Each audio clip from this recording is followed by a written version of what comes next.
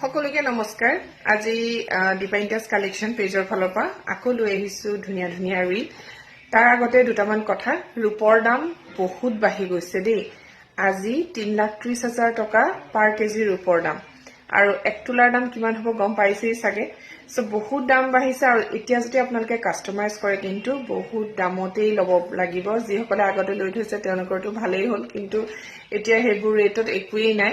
so মোৰ ষ্টকত কেইটামান গহনা আছে আগৰ ষ্টকতেই আগৰ ৰেটতেই পাব আপোনালোকে টেনচন লব নালাগে